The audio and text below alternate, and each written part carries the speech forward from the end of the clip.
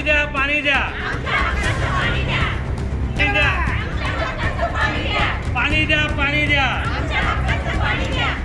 प्रभाग क्रमांक 25 मधील पाणीपुरवठा आणि मलनिस्सारण व्यवस्थेतील गंभीर समस्यांमुळे नागरिकांना मोठ्या प्रमाणात गैरसोयीचा सामना करावा लागत असून आरोग्यविषयक धोकेही निर्माण झाले.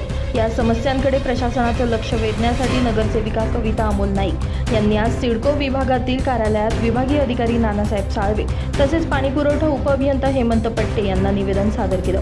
यावेळी पाटीलनगर परिसरातील महिला मोठ्या संख्येनं हंडे घेऊन विभागीय कार्यालयात दाखल झाल्या.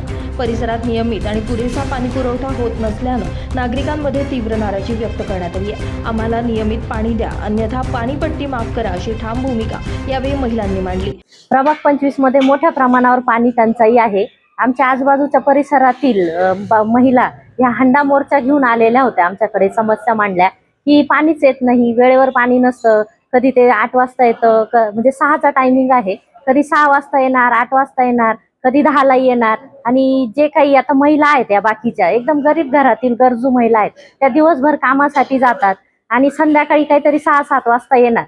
तर ते पाणीच नसतं. डायरेक्ट स्वयंपाक करण्यासाठी त्यांच्याकडे पाणी नाही. 10 वाजता पाणी येणार, मग त्या कधी स्वयंपाक करणार. त्यांची लहान लहान मुलं तशीच बसलेली असतात आणि पाणी जे येतं एकदम कमी दाबाने, म्हणजे एक हंडा भरण्यासाठी किमान त्यांना 5 मिनिटं अशी बारीकला धार चालते, त्याच्यावर त्या हंडा भरला जातो.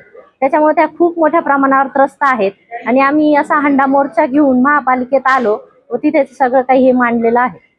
नगरसेविका कविता नाईक यांनी प्रभागातील अनेक भागांमध्ये अपुरा पाणीपुरवठा, गळतीच्या समस्या तसेच मलनिस्सारण व्यवस्थेतील त्रुटींमुळे नागरिकांचे दैनंदिन जीवन विस्कळीत होत असल्याचं प्रशासनाच्या निदर्शनास आणून दिलंय. संबंधित विभागानं तातडीनं उपाययोजना करून समस्या मार्गी लावाव्यात अशी मागणीही त्यांनी केली आहे. महिलांच्या आक्रमक भूमिकेमुळे प्रशासनानं संबंधित प्रश्न गांभीर्यानं घेऊन आवश्यक कारवाई करण्याचं आश्वासन दिल्याची माहिती यावेळी देण्यात आली आहे. नितीन चव्हाण, महाराष्ट्र 24 न्यूज, सिडको.